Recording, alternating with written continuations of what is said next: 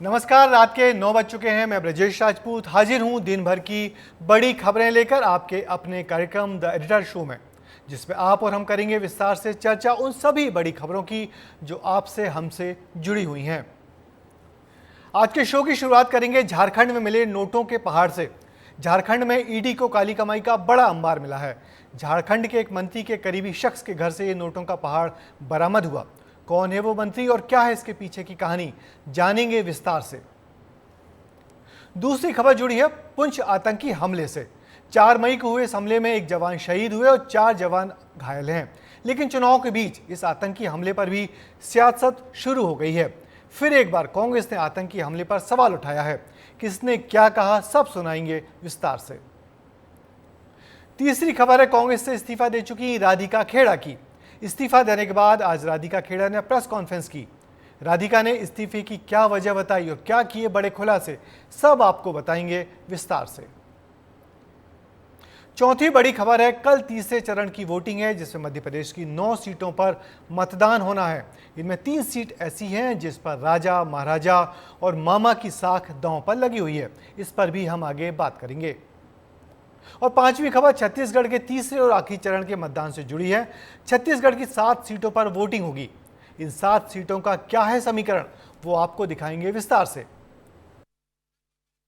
तो चलिए बात करते हैं आज के बुलेटिन की पहली बड़ी खबर से। खनिज संपदा के लिए जाने जाने वाले झारखंड में नोटों के अंबार निकल रहे हैं। आज नोटों का पहाड़ निकला झारखंड के मंत्री आलमगीर आलम के पर्सनल सेक्रेटरी संजीव लाल के सहायक के घर से। 10,000 रुपए की रिश्वत की जांच मामले में जब मंत्री के नौकर के घर ईडी की छापेमारी हुई तो 30 करोड़ रुपए की नकदी निकली। नोटों की इन गड्डियों की गूंज झारखंड से लगे उड़ीसा में भी सुनाई दी, जब प्रधानमंत्री नरेंद्र मोदी ने अपनी रैली में इस छापेमारी का हवाला देकर देश से भ्रष्टाचार खत्म करने का अपना वायदा दोहराया। मोदी को हराने के लिए ये पैसा इकट्ठा हो रहा है। आज स्थिति यह है कि मंत्री के निजी सचिव के नौकर करोड़पति हो गए साहब। झारखंड में जब एक नौकर के घर से कुबेर का खजाना मिला तो ईडी के अधिकारियों के होश उड़ गए। ये नोटों का पहाड़ किसी नेता मंत्री के घर से नहीं मिला, बल्कि झारखंड के मंत्री आलमगीर आलम के पर्सनल सेक्रेटरी संजीव लाल के सहायक के घर से मिला है।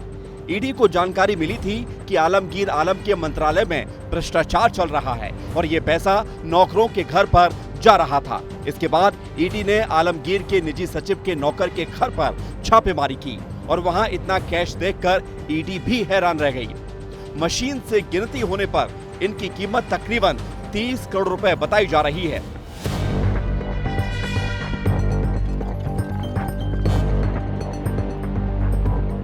ईडी की छापेमारी में मिले नोटों का कनेक्शन झारखंड के मंत्री आलमगीर से जोड़ा जा रहा है, लेकिन आलमगीर हैं जो कह रहे हैं कि इस रकम से मेरा कोई लेना देना नहीं है। अब समझ लेते हैं कि आलमगीर का झारखंड की सियासत में क्या ओहदा है। कौन है आलमगीर आलम? झारखंड की पाकुड़ विधानसभा सीट से विधायक, 4 बार के विधायक हैं। झारखंड में दूसरी बार मंत्री बने हैं। 2006 से 2009 तक झारखंड विधानसभा के अध्यक्ष भी रहे। सरपंच से शुरू किया था सियासी सफर। Prevention of money laundering act के तहत ईडी ने करीब आधा दर्जन से ज्यादा ठिकानों पर रेड्स की। ये कार्रवाई निलंबित चीफ इंजीनियर वीरेंद्र राम और उनके करीबियों के ठिकानों पर की जा रही है। दरअसल ईडी 10,000 रुपए रिश्वत के मामले की जांच कर रही थी और इसी दौरान ईडी को कुछ ऐसी कड़ियां मिली जिसके तार एक के बाद एक मंत्रियों से जुड़ते चले गए।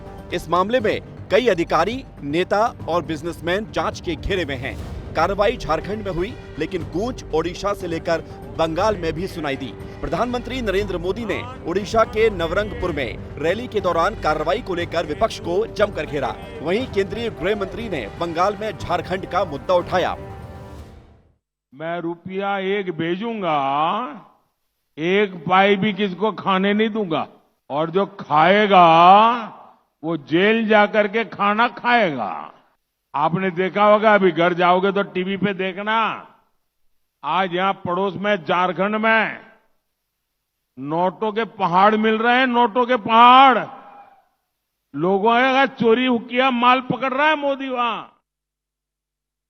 झारखंड में कांग्रेस के एमपी के घर से 350 करोड़ रुपया कैश मिली, 350 करोड़ रुपया रोकड़ा, और आज कल रात को ही झारखंड में एक मंत्री के घर से 30 करोड़ रुपया जब्त हुआ है भाइयों, 30 करोड़ रुपए। मुझे बताओ, जिन्होंने गरीब बंगाल की जनता का पैसा लूटा है, वो जेल की सलाखों के पीछे जाने चाहिए या नहीं जाने चाहिए? वहीं झारखंड में भी बीजेपी ने सरकार को जमकर घेरा। देखिए, हेमंत सोरेन सरकार पार्ट 1 और पार्ट 2 के करप्शन की अनंत कथा जो है, गाथा, वो समाप्ति होने का नाम नहीं लेती। कभी कांग्रेस के सांसद के यहाँ 350 करोड़ मिलते, कभी इनके माइनिंग सचिव के यहाँ 20 करोड़ मिलते, पंकज मिश्रा के एसोसिएट्स के यहाँ 10 करोड़ से ज़्यादा मिलते हैं, तो अब एक मंत्री के पीए के यहाँ से 20 करोड़ रुपए बरामदगी की सूचना। तो हमारी मांग है कि जिस मंत्री के वो पीए हैं, आलमगीर आलम से भी पूछताछ होनी चाहिए। हालांकि ये पहली बार नहीं है। 6 मई 2022 को ही निलंबित आईएएस पूजा सिंघल के आवास और उनके करीबियों के ठिकानों पर ईडी की टीम ने छापा मारा था। तब करीब 20 करोड़ रुपए नकद बरामद हुए थे। वहीं पिछले साल दिसंबर में कांग्रेस के राज्यसभा सांसद और कारोबारी धीरज साहू के ठिकानों से आईटी ने 350 करोड़ से ज्यादा का कैश बरामद किया था। झारखंड में करप्शन को लेकर सियासत जोरों पर है। पूर्व सीएम हेमंत सोरेन हाल ही में जेल से बाहर आए हैं और जेल से बाहर आते ही सरकार के मंत्री के घर करोड़ों के कैश मिलने से सियासत ने और जोर पकड़ लिया है और मौका चुनाव का है तो बीजेपी के लिए बैठे बिठाए एक और मुद्दा मिल गया। ब्यूरो रिपोर्ट, विस्तार न्यूज। 24 साल पहले पूर्व प्रधानमंत्री अटल बिहारी वाजपेयी ने जब छोटे राज्यों का गठन किया था तो इसका उद्देश्य विकास को गति देना था। मगर झारखंड सरीखे छोटे राज्य इन दिनों भ्रष्टाचार के बड़े अड्डों में बदल गए हैं। हर कुछ दिनों में जांच एजेंसियों की छापेमारी और उसके बाद निकलने वाली काली कमाई हैरान तो करती है, साथ ही एक पवित्र मकसद के भ्रष्ट होने की ओर भी इशारा करती है। सुरक्षा बलों के साथ होने वाली मुठभेड़ें अब राजनीति की बलि चढ़ने लगी हैं।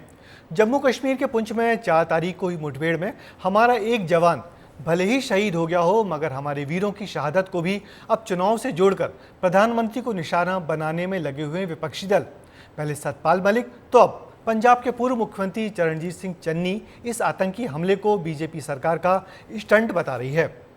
चुनावी माहौल, नए नए आरोप लगते हैं, मगर जवानों की शहादत पर सवाल उठाना कितना जायज है, इस रिपोर्ट में देखिए।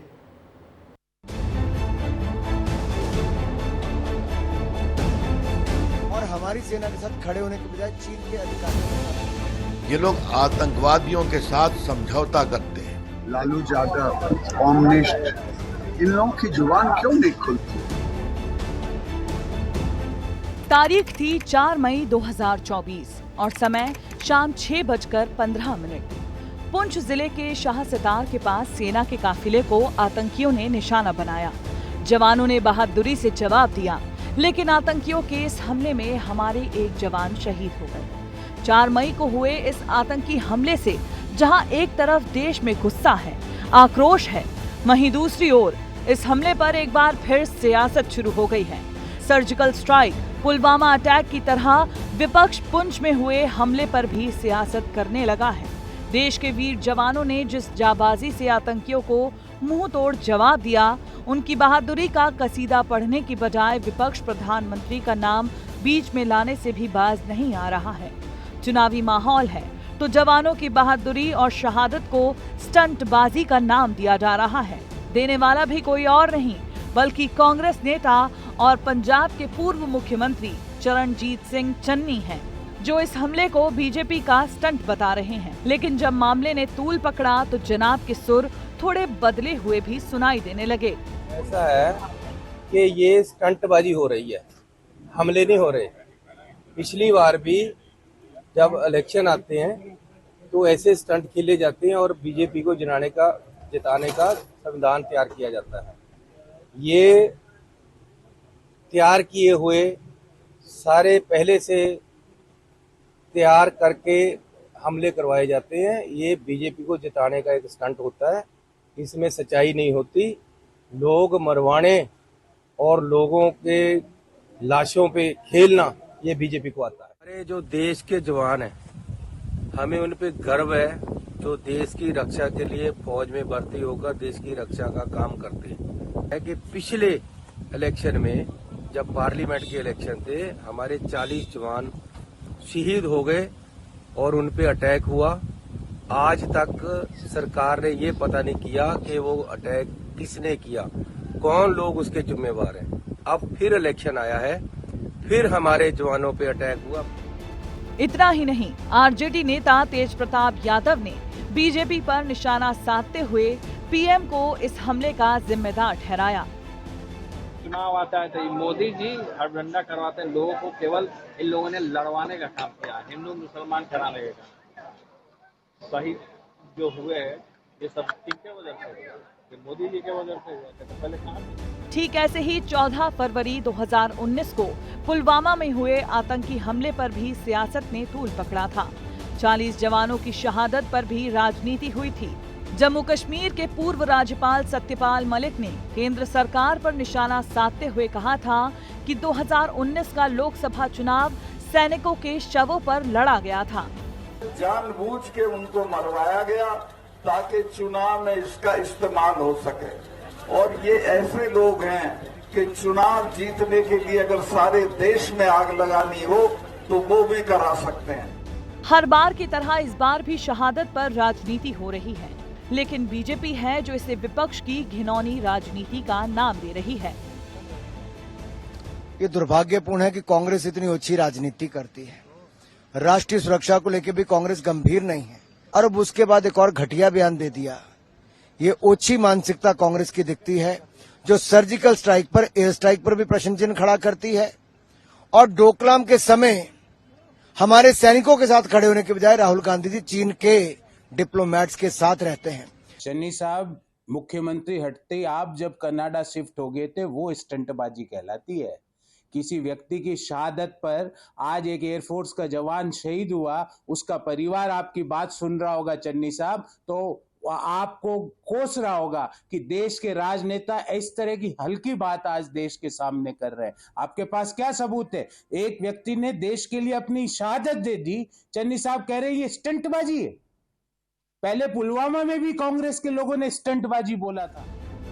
केवल पुंछ या पुलवामा हमला ही नहीं, बल्कि सवाल तो 26/11 आतंकी हमले पर भी खड़े हो रहे हैं।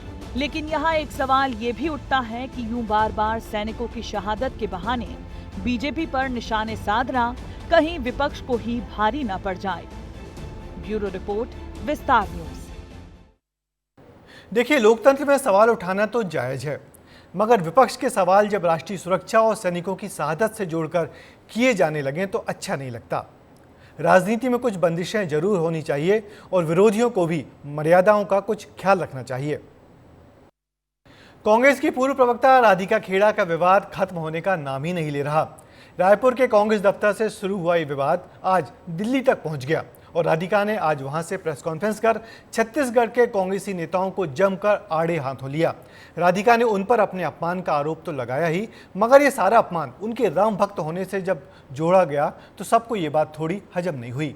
बाद में छत्तीसगढ़ के नेताओं ने भी अपनी जांच रिपोर्ट आलाकमान को भेज देने का कहकर इस विवाद से पीछा छुड़ाया। खड़े हो जाते हैं जो मेरे साथ उस पल हुआ। प्रियंका गांधी जी की चुप्पी आज तक मुझे तकलीफ दे रही है। तो सुशील आनंद शुक्ला ने इशारा किया और उस कमरे में 2 और लोग थे। कुंडी बंद कर ली गई। राजधानी रायपुर में 6 दिन पहले हुआ कांग्रेस की राधिका खेड़ा विवाद कुछ इस तरह बाहर आया। 6 दिन की रस्साकसी और अपनी नूरा कुश्ती के बाद कांग्रेस की राष्ट्रीय प्रवक्ता रही राधिका खेड़ा ने कांग्रेस से करीब 2 दशकों का नाता तोड़ दिया। खेड़ा ने कांग्रेस से इस्तीफा देकर कई गंभीर आरोप लगाए। उन्होंने कहा कि मुझे कमरे में बंद कर गंदी गंदी गालियां दी गईं, धक्का मुक्की की गई मेरे साथ। मैं गिड़गिड़ाती रही लेकिन कोई सुनने वाला नहीं था। मंजर ऐसा था कि जिसे याद कर आज भी सिहर उठती हूँ। मैं सुशील आनंद शुक्ला जी से बात करने गई तो उन्होंने मुझसे बदतमीजी करनी शुरू करी। लगातार गंदी गंदी चीजें बोलने लग गए और चिल्लाने लग गए। तब मैं चिल्लाई, बहुत चिल्लाई। वहां पे बाहर लोग बैठे हुए थे और मैंने चिल्ला के ये भी कहा कि जाके नीचे से प्रदेश के महामंत्री को बुला के लाइए और लोगों को बुला के लाइए, लेकिन कोई नहीं हिला। तो सुशील आनंद शुक्ला ने इशारा किया और उस कमरे में 2 और लोग थे। कुंडी बंद कर ली गई। 1 मिनट तक कमरा अंदर से बंद रहा और मुझे गंदी गंदी गालियां दी गई। तीनों उठ के मेरी तरफ आए। मैं अभी भी जब उस घटना के बारे में सोचती हूं तो मेरे रोंगटे खड़े हो जाते हैं। राधिका खेड़ा ने कांग्रेस पर राम विरोधी होने के आरोप भी लगाए। उन्होंने कहा कि अयोध्या जाकर रामलला के दर्शन करने पर उनके साथ ऐसा हुआ है और उन्हें न्याय नहीं मिला। बिल्कुल, ये सारा सिलसिला तब से शुरू हुआ क्योंकि मैं सामने आके मैं इस बात से खुश हुई कि हम राम मंदिर जाने का, ये पीढ़ियों से हम इंतजार कर रहे थे कि कब राम मंदिर मिलेगा, कब रामलला के दर्शन करने जाएंगे। और वो पार्टी जिसकी शुरुआत हर सभा की रघुपति राघव राजा राम से होती थी, मैं कभी जीवन में नहीं सोच सकती थी कि वो राम जी की इतनी दुश्मन निकलेगी और उनको इतना कष्ट होगा कि कोई रामलला की उपासना करेगा। राधिका खेड़ा ने प्रियंका और राहुल गांधी की चुप्पी पर भी सवाल उठाए और पूर्व सीएम भूपेश बघेल को भी निशाने पर दिया। प्रियंका गांधी जी की चुप्पी आज तक मुझे तकलीफ दे रही है। राहुल गांधी जी की चुप्पी, मल्लिकार्जुन खड़गे जी की चुप्पी, जयराम रमेश जी का मुझ पे चिल्लाना, मेरे पास शब्द नहीं। राधिका खेड़ा के इस्तीफे के बाद सियासत भी गर्मा गई है। बीजेपी जहां खेड़ा के समर्थन में खड़ी है तो पीसीसी चीफ दीपक बैज कांग्रेस का बचाव करते हुए नजर आए हैं। महिलाओं को अपमानित करना कांग्रेस का नैतिक दायित्व है और छत्तीसगढ़ में अपमानित हुई तो कांग्रेस का मैटर नहीं रहा, छत्तीसगढ़ का सर जो है शर्म से झुक गया। झगड़े को लेकर, घर के विवाद को लेकर अगर कोई कहे कि मैं राम मंदिर पूजा करने जाते हैं, अयोध्या जाते हैं, ये तो देश के सभी नागरिक जाते हैं। समय मिलेगा दीपक बैज भी जाएगा, नहीं जा पा रहा हूँ तो घर से पूजा कर रहे हैं। तो इसको जोड़कर देखना मुझे नहीं लगता है कि ये सही है और बाकी चीजों पे मुझे अभी कुछ नहीं कहना है। चर्चा है कि राधिका खेड़ा और संचार विभाग के प्रमुख सुशील आनंद शुक्ला के बीच तीखी बहस हुई थी, जिसके बाद राधिका खेड़ा रोते हुए कार्यालय से बाहर निकली थी। इसके बाद उन्होंने सुशील आनंद शुक्ला पर कई गंभीर आरोप लगाए थे। सुशील आनंद शुक्ला जो खुद राधिका खेड़ा को अपनी छोटी बहन मानते हैं। राधिका खेड़ा जी मेरी छोटी बहन के समान थी, मैं उनकी बहुत इज्जत करता हूँ। उस दिन भी कोई अभद्रता नहीं हुई थी, मैं उनका सम्मान करता हूँ, उम्र में मैं उनसे बहुत बड़ा हूँ। छत्तीसगढ़ कांग्रेस पार्टी दफ्तर राजीव भवन से राधिका खेड़ा का रोते हुए एक वीडियो भी वायरल हुआ था, जिसके बाद ये कहानी सबके सामने आई। लेकिन अब कांग्रेस पार्टी इसी वीडियो का खंडन कर रही है और उल्टा राधिका खेड़ा पर ही असली वीडियो दिखाने का चैलेंज दे रही है। ऐसा नहीं है, मैं पार्टी छोड़ के जाती हूँ, आज मेरे साथ कभी अपने 40 इयर्स की लाइफ में मेरे साथ ऐसा नहीं हुआ है। राधिका खेड़ा जी ने अपना स्वयं का मोबाइल लेकर स्वयं वीडियो शूट की थी। यदि इस घटना की सच्चाई को आपको जानना है तो मैं मांग करता हूं कि राधिका खेड़ा जी जो स्वयं वीडियो बनाई उसको जारी करे। जिस तरह से विवाद की शुरुआत हुई और जो घटनाक्रम चला उसका अंजाम शायद यही होना था। पूरे विवाद को समझने के लिए विवाद से लेकर इस्तीफे तक की पूरी कहानी आपको सिलसिलेवार तरीके से समझना जरूरी है। 30 अप्रैल को रायपुर के राजीव भवन में राधिका खेड़ा और सुशील आनंद शुक्ला के बीच विवाद हुआ। 1 मई को राधिका खेड़ा ने एक्स पर पोस्ट लिखा कि मेरी इतनी बेइज्जती कभी नहीं हुई। 2 मई को वीडियो सामने आया, पवन खेड़ा ने पीसीसी चीफ को पत्र लिखकर जवाब मांगा। 3 मई को दीपक बैज ने राधिका खेड़ा और सुशील आनंद शुक्ला से 1-to-1 चर्चा की। 5 मई को राधिका खेड़ा ने कांग्रेस से इस्तीफा दे दिया। राधिका खेड़ा ने कई बार सोशल मीडिया पर अपनी बात रखी, लेकिन पार्टी की ओर से कोई भी महिला नेता और वरिष्ठ नेता इस मसले पर कुछ भी नहीं कहते हुए नजर आया। लेकिन विस्तार न्यूज ने इस खबर को विस्तार से दिखाया, जिसके बाद खुद राधिका ने विस्तार न्यूज का शुक्रिया अदा किया। पहले तो विस्तार न्यूज़ का बहुत बहुत धन्यवाद, जिस तरीके से उन्होंने मेरी बात लगातार छत्तीसगढ़ में उठाई है और लोगों तक पहुंचाने का काम किया है। जब मेरी पार्टी मेरे साथ नहीं खड़ी हुई तो छत्तीसगढ़ की मीडिया आगे आके खड़े होके लोगों को सच पहुंचाने का काम किया। राधिका खेड़ा का इस्तीफा खासकर छत्तीसगढ़ में कांग्रेस के लिए ठीक नहीं कहा जा सकता, जबकि एक दिन बाद 7 सीटों पर वोटिंग होनी है। इधर बीजेपी इसे भुनाने की कोशिश कर रही है और खेड़ा का समर्थन करते हुए पार्टी में आने का न्योता भी दे रही है। अब देखना होगा कि राधिका खेड़ा बीजेपी आएंगी या फिर कुछ और कदम उठाएंगी। फैसला जो भी हो, लेकिन फिलहाल बीजेपी इसमें फायदे की उम्मीद तो लगा ही रही है। ब्यूरो रिपोर्ट, विस्तार न्यूज। पिछले कई दिनों से राधिका खेड़ा अपनी पार्टी पर हमलावर बनी हुई हैं। पहले उनके निशाने पर केवल छत्तीसगढ़ कांग्रेस के नेता थे, लेकिन पार्टी छोड़ने के बाद अब उनके निशाने पर पूरी पार्टी ही आ गई है। ऐसे में सवाल यही है कि क्या खेड़ा का बखेड़ा छत्तीसगढ़ के चुनाव में कांग्रेस को नुकसान पहुंचाने के लिए था? मध्य प्रदेश में कल तीसरे दौर के मतदान में 9 सीटों पर वोट पड़ने हैं। इस दौर में बड़े बड़े नेताओं की किस्मत दांव पर लगी है, जिनमें राजा दिग्विजय सिंह, महाराजा ज्योतिरादित्य सिंधिया और मामा शिवराज सिंह चौहान भी शामिल हैं। पिछली बार 9 सीटों में से सारी सीटों पर बीजेपी काबिज थी, मगर इस बार 1-2 सीटों पर बीजेपी के लिए मुकाबला कड़ा है।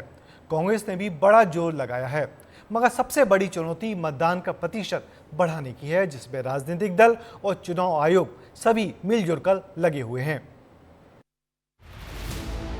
चुनाव प्रचार का शोर अब थम चुका है। अब वक्त है पसीने में बहाई मेहनत को वोट में बदलते हुए देखने का। मध्य प्रदेश में तीसरे चरण का मतदान है। 9 सीटों पर वोटिंग होगी। इनमें भोपाल, मुरैना, भिंड, ग्वालियर, गुना, सागर, विदिशा, राजगढ़ और बैतूल लोकसभा सीट शामिल हैं। इन सीटों पर 127 उम्मीदवार मैदान में हैं। कुल 77,52,583 मतदाता राजनीतिक भविष्य तय करेंगे। इस बार मध्य प्रदेश में जिन 9 सीटों पर मतदान होना है, उनमें से 3 हॉट सीट पर सबकी निगाहें टिकी हैं, क्योंकि उन सीटों पर 2 पूर्व मुख्यमंत्री और महाराज की साख दांव पर लगी है। विदिशा में मामा, राजगढ़ से राजा और गुना से महाराज की प्रतिष्ठा दांव पर है। सबसे पहले बात विदिशा सीट की। मध्य प्रदेश की सबसे hot seat Vidisha Lok Sabha seat को माना जा रहा है। ऐसा इसीलिए क्योंकि इस सीट से मध्य प्रदेश के पूर्व मुख्यमंत्री शिवराज सिंह चौहान 6वीं बार चुनावी मैदान में हैं। ये सीट हमेशा से ही बीजेपी का गढ़ मानी जाती रही है। इस सीट को लेकर ऐसा माना जा रहा है कि यहाँ जीतने को लेकर नहीं, बल्कि कितने लाख वोटों से जीत होगी, इसको लेकर मुकाबला है। शिवराज सिंह चौहान का मुकाबला पूर्व सांसद प्रताप भानु शर्मा से है। साल 1991 में भानु प्रताप शर्मा ही विदिशा सीट से कांग्रेस के आखिरी सांसद चुने गए थे। तब से इस सीट पर बीजेपी का कब्जा है। मेरे हर सांस में विदिशा और इस संसदीय क्षेत्र की जनता बसी है। मैं उन्हीं के लिए जीऊंगा। उनकी सेवा मेरे लिए भगवान की पूजा है। मैं ऋणी हूँ। जिंदगी भर उनके काम, उनकी सेवा करूंगा और मरने के बाद फिर भगवान से प्रार्थना करूंगा कि यहीं पैदा करें। वहीं कांग्रेस नेता और मध्य प्रदेश के पूर्व मुख्यमंत्री दिग्विजय सिंह राजगढ़ लोकसभा सीट पर 33 साल बाद चुनाव लड़ने पहुंचे हैं। इस सीट को वे अपना आखिरी चुनाव बता रहे हैं। वो यहाँ से साल 1984 और 1991 में सांसद रहे हैं। पिछले लोकसभा चुनाव की बात करें तो उन्हें भोपाल से करारी हार का सामना करना पड़ा था। 33 साल बाद लौटे राजा अपनी जमीन वापस लेने में कामयाब होते हैं या फिर नहीं। इस बार उनका मुकाबला बीजेपी के रोडमल नागर से है, जो पीएम मोदी के नाम वोट मांग रहे हैं। तो वहीं दिग्विजय सिंह अपने आखिरी चुनाव का इमोशनल कार्ड खेलकर चुनावी मैदान में हैं। अच्छा, ये बताइए, आपने कहा था कुछ दिनों पहले कि आपका आखिरी चुनाव है, कि वास्तव में आपका आखिरी चुनाव है? जी हाँ। इसके बाद आप चुनाव नहीं लड़ेंगे? मैं 82 साल का हो जाऊंगा। और बात करें गुना सीट की, तो इस सीट को सिंधिया परिवार का गढ़ माना जाता है। ज्योतिरादित्य सिंधिया को साल 2019 में उनके ही करीबी रहे केपी यादव ने शिकस्त दी थी। इसके बाद साल 2020 में सिंधिया भारतीय जनता पार्टी में शामिल हो गए। इस बार उनका मुकाबला कांग्रेस के राव यादवेंद्र सिंह से है। यहाँ मुकाबला इसीलिए दिलचस्प है क्योंकि कांग्रेस के राव यादवेंद्र सिंह साल 2023 में बीजेपी छोड़ कांग्रेस में आए हैं। कांग्रेस ने यादव वोटों पर सेंध लगाने के लिए ये दांव खेला है। मध्य प्रदेश में जिन 9 सीटों पर मतदान होना है, उन सभी सीटों पर 2019 के लोकसभा चुनाव में बीजेपी ने जीत दर्ज की थी। तीसरे फेज में सभी 9 सीटें हॉट सीट हैं, लेकिन गुना, विदिशा और राजगढ़ के नतीजों का सभी को इंतजार रहेगा, क्योंकि यहाँ दिग्गजों की प्रतिष्ठा दांव पर लगी है। ब्यूरो रिपोर्ट, विस्तार न्यूज। मध्य प्रदेश में पिछले 2 चुनाव में वोटर घरों से कम निकले थे। भारी गर्मी और शादी की व्यस्तताओं को इसकी वजह बताया जा रहा था। कल शादियां भले ही कम हो, मगर गर्मी तो तेज पड़ ही रही है। ऐसे में कल होने वाले मतदान प्रतिशत पर सबकी नज़र रहेगी। वैसे हम उम्मीद करते हैं कि मतदान का प्रतिशत इस बार बढ़ेगा। हमारे भोपाल में भी कल वोट है, मैं तो वोट करने जाऊंगा। आपसे भी उम्मीद करता हूं कि यदि आपके शहर में मतदान हो रहा हो तो जरूर जाएं और वोट जरूर करें। छत्तीसगढ़ की भी बची हुई 7 सीटों पर 7 तारीख यानी कि कल वोट पड़ने हैं। इन सीटों में कोरबा की भी वो सीट शामिल है जो पिछली बार कांग्रेस के पास थी। इस चरण की सीटों पर कांग्रेस ने बीजेपी को टक्कर तो दी है, मगर परिणाम क्या होगा इस पर सबकी नजर होगी। वैसे पिछले चुनाव में छत्तीसगढ़ ने मिसाल कायम की है, वोट प्रतिशत को बढ़ाया है। इस बार भी छत्तीसगढ़ की जनता से यही उम्मीद है। 7 मई की तारीख और छत्तीसगढ़ की 7 आखिरी सीटें। छत्तीसगढ़ में तीसरे और आखिरी चरण का चुनाव है। इस चरण में कुल 168 उम्मीदवार मैदान में हैं, लेकिन सीधा मुकाबला सत्ताधारी बीजेपी और विपक्षी कांग्रेस के बीच है। तीसरे चरण में रायपुर, दुर्ग, बिलासपुर, कोरबा, जांजगीर चांपा, सरगुजा और रायगढ़ सीट पर मतदान होगा। कुछ घंटों के बाद 7 सीटों पर उम्मीदवारों की किस्मत का फैसला करीब 1 करोड़ 39 लाख वोटर तय करेंगे, जिसमें छत्तीसगढ़ के दिग्गजों की किस्मत का फैसला होगा। बृजमोहन अग्रवाल, सरोज पांडे, विजय बघेल और ज्योत्सना महंत जैसे नेताओं की किस्मत का फैसला करने के लिए छत्तीसगढ़ की जनता घरों से बाहर निकलेगी। ये भी आप देख लीजिए कि आखिर कौन किसके सामने है। रायपुर से बृजमोहन अग्रवाल के सामने कांग्रेस के विकास उपाध्याय हैं। दुर्ग से विजय बघेल के सामने कांग्रेस के राजेंद्र साहू हैं। कोरबा से बीजेपी की सरोज पांडे के सामने कांग्रेस की ज्योत्सना महंत है। बिलासपुर से तोखन साहू के सामने कांग्रेस के देवेंद्र यादव हैं। रायगढ़ से राधेश्याम राठिया के सामने कांग्रेस की मेनका देवी सिंह हैं। जांजगीर में कमलेश जांगड़े के सामने शिव कुमार डहरिया हैं। सरगुजा में चिंतामणि महाराज के सामने कांग्रेस के शशि सिंह हैं। यूं तो चुनाव 7 सीटों पर है, लेकिन सबकी नजर रायपुर और कोरबा पर है। रायपुर में जहां बीजेपी के दिग्गज और विष्णुदेव साय सरकार के मंत्री बृजमोहन अग्रवाल मैदान में हैं, तो कोरबा सीट पर नेता प्रतिपक्ष चरणदास महंत की पत्नी ज्योत्सना महंत हैं। कोरबा ऐसी सीट है जहां 2019 में बीजेपी को हार मिली थी। 11 में से 2 सीटें बीजेपी हारी थी, जिसमें एक सीट कोरबा भी थी, और अब उनका मुकाबला बीजेपी की फायर ब्रांड नेता सरोज पांडे से है।